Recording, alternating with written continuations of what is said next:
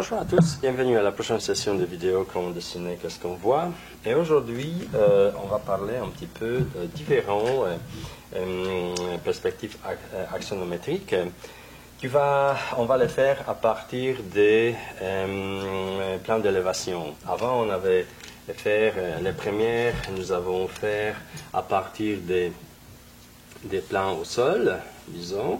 D'accord, vous vous souvenez, il y avait une chambre où il y avait du lit, il y avait un tabouret rond, il y avait une, disons, table ici à quelque part. Voilà, et on avait plusieurs détails, on avait les portes, on avait la fenêtre ici, etc.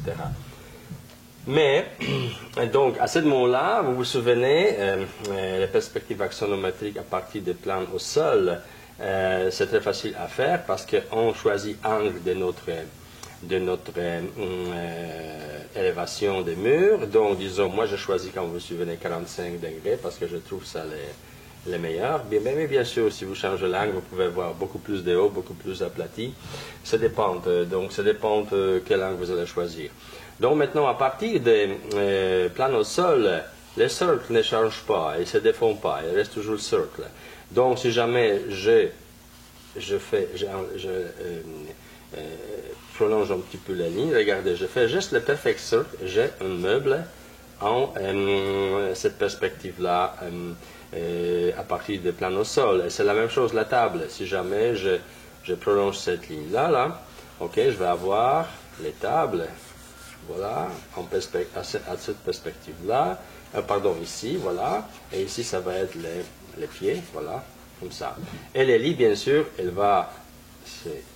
on peut, voilà, monter ici cette partie-là, et on va avoir lit, voilà, ici.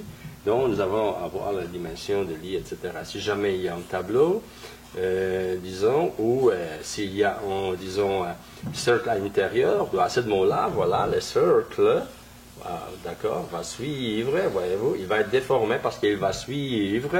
Ce n'est pas la lettre T ici qui s'applique, ici s'applique la lettre que les axes verticaux suivent toujours les angles que vous allez appliquer pour créer cette perspective-là. Si c'est 45 degrés, donc ça va être, axe va être à 45 degrés, mais les points de tangence restent toujours au milieu, bien sûr, des carrés.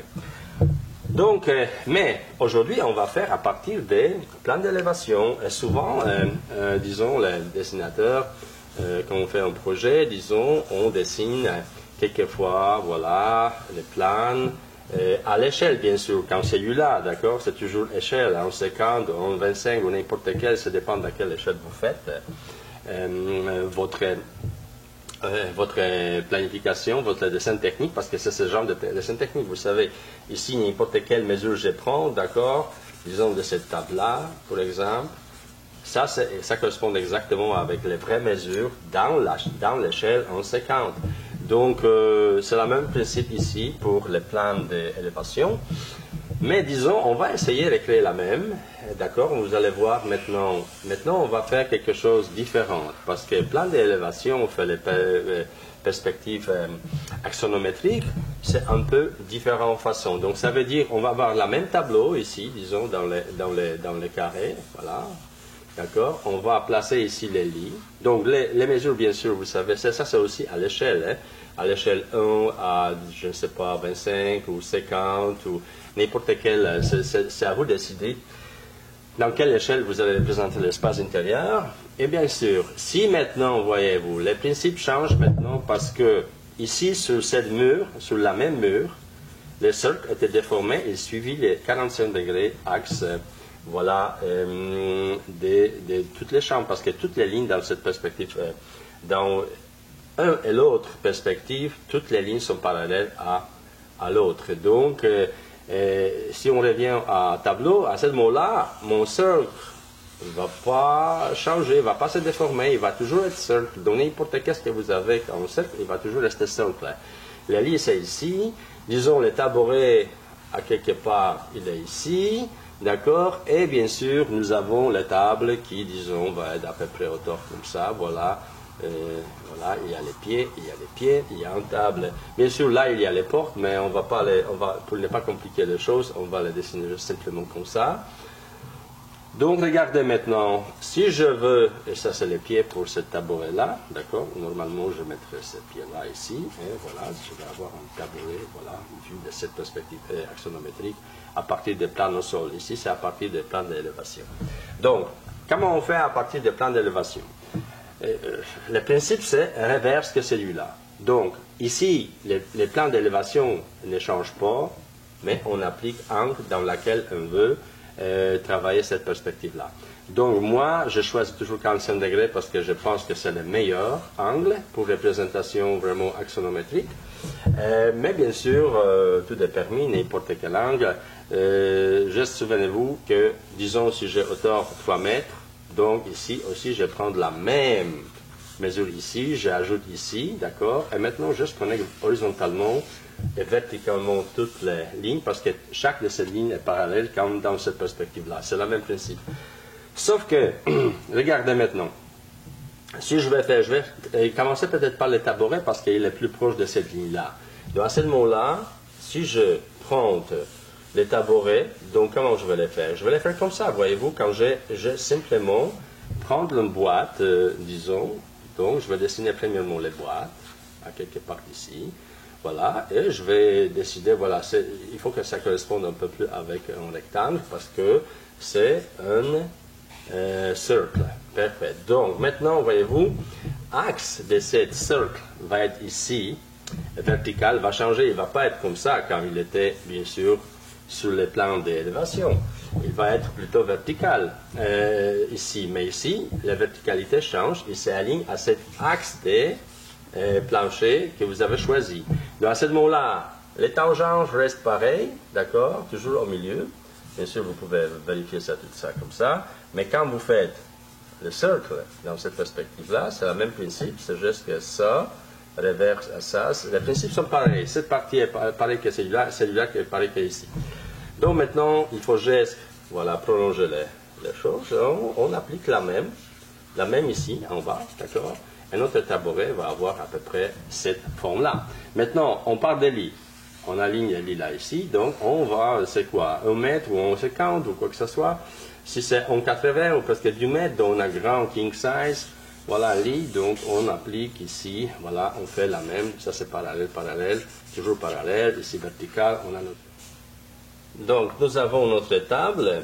Voilà, on y va avec la table. On regarde premièrement où la table était située. Il était un peu, voyez-vous, l'espace, donc à peu près 50 cm. Donc, on peut tout de suite faire les lignes comme ça, voilà. OK, mais maintenant, 50 cm est la même ligne ici, voilà. Et parallèle, bien sûr. Et en 50 cm, c'est à peu près ici. Donc, je sais que les pieds des tables vont commencer ici. Maintenant, les grandeurs des tables, c'est à peu près 1,50 m ou quoi que ce soit. Donc, voilà, je les mets ici, cette grandeur-là. Et déjà, je vois que les pieds sortent d'ici, voilà, et d'ici, voilà, et d'ici. Donc, ma table, bien sûr, si je prends là, il va commencer ici, dans cette perspective-là, et il va se finir ici, dans cette perspective-là. Donc, maintenant, si je vais récapituler ça un peu plus fort, avec la ligne un peu plus, voilà, fort. Donc, voilà, regardez, la forme de ma table, maintenant, se trouve ici, d'accord? Les pieds sont là, l'autre pied est légèrement visible ici, l'autre pied ici, l'autre pied est ici. Et si jamais je décide qu'il y a un épaisseur ici, d'accord, donc je l'applique, voilà l'épaisseur, peut-être une autre connexion ici, si jamais nécessaire, je vais l'appliquer aussi. Et à ce moment-là, je vais avoir, voilà ça, la table beaucoup plus, voilà, est forte, bien vue, en perspective, axonométrique à partir des plans au sol. Donc voilà, ça c'est les planchers, ça c'est les planchers, voilà, on va juste repasser en vitesse, toutes les choses. Donc voilà, ça c'est le tableau que voilà, vous avez en échange, cercle ici reste pareil, il ne se défend pas. Donc disons, ça va être un genre à la Mondrian, division, une peinture un peu moderne. Donc maintenant ici, le lit, je les passe plus fort, c'est ici, voilà. Maintenant, on peut bien sûr travailler sur plus de détails sur le lit. Hein. Il peut avoir un genre de forme beaucoup plus, voilà, design ou même quelque chose comme ça. Voilà, c'est vous le designer, donc c'est vous qui décidez quelle forme va avoir votre lit. Bien sûr, on peut mettre les oreillers. Après, bien sûr aussi, la grandeur des oreillers, ça va être bien sûr la même qu'en réalité, mais à l'échelle 1 à quelque chose, 10 ou 20 ou 25 ou 50. Donc voilà, et bien sûr, mon tabouret là va avoir ce genre de forme là, d'accord? Ah ben, ça va être ça, ça va être ça, et ça va être ça, voilà, ici les pieds, puis ici, donc je peux mettre un genre de bac ici, si je veux, voilà, juste ici. Bien sûr, ici, je peux avoir une petite étagère. Après, ça dépend. Je ne vais pas ajouter parce qu'on s'est dit qu'ici, il y avait des portes. Donc, on va ajouter les portes aussi, après, d'accord, dans le plan d'élévation.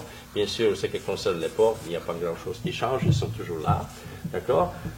Donc, comme vous voyez, on peut faire n'importe quoi. Bien sûr, si on fait une maquette ovale ou quelque chose sur la liste, ça va être aussi, elle va suivre l'axe horizontal. Et vertical va être ici, allongé, selon les angles des planchers. Donc maintenant, regardez, si jamais il y a une fenêtre ici, vous suivez la même chose. Toutes les lignes sont parallèles. D'accord? Si jamais c'est en sous-sol, voilà, on va voir un genre de fenêtre comme ça, quelque chose comme ça, voilà. Donc, n'importe qu'est-ce qu'on fait ici, voilà, ça va être à peu près. Donc, c'est très facile, à partir des plans d'élévation, vous juste sortez le meuble à l'intérieur selon angle approprié, et c'est très facile. Voilà. Même les planchers, si vous voulez avoir les plaques, disons de céramique, vous savez comment faire. Premièrement, vous divisez. La meilleure façon de division le plus vite, c'est bien sûr par les mesures. Si c'est 40 par 40, donc selon à votre échelle, ça peut peut-être correspondre à 40-40. Donc on compte maintenant, si on a 3 mètres ici, donc il y a les 40 va devenir un peu plus petit. Voilà, pour qu'il le rende ici, ça va être 80. 40, 40, 80, mètre 20. Donc c'est à peu près, voilà, un peu plus large. Donc c'est à la mesure, d'accord? Donc si vous voulez vraiment avoir toute cette chose, ici c'est facile parce que chaque fois vous allez avoir 40 partout ici. Donc c'est facile de faire des connexions et montrer que c'est la céramique en bas ou peut-être lame de bois, c'est selon votre choix. Tout dépend de ce que vous avez prévu comme matériel pour aménagement de cette pièce-là. Donc, souvenez-vous juste une chose, que dans l'exanométrique perspective qui est faite à partir de plan d'élévation, le cercle laisse toujours le cercle juste sur les parties où il y a les plans d'élévation. Sur les parties, disons, au sol, si vous répartez perspective axonométrique à partir des plans au sol, c'est au cette plan au sol que le cercle reste toujours cercle, il ne se déforme pas. Mais toutes les autres parties, même ici, vous savez, ici c'est les murs qui se déforment le cercle, et ici c'est juste que sur un mur et un plancher. Donc voilà, vous pouvez pratiquer ça, je vous souhaite bonne chance.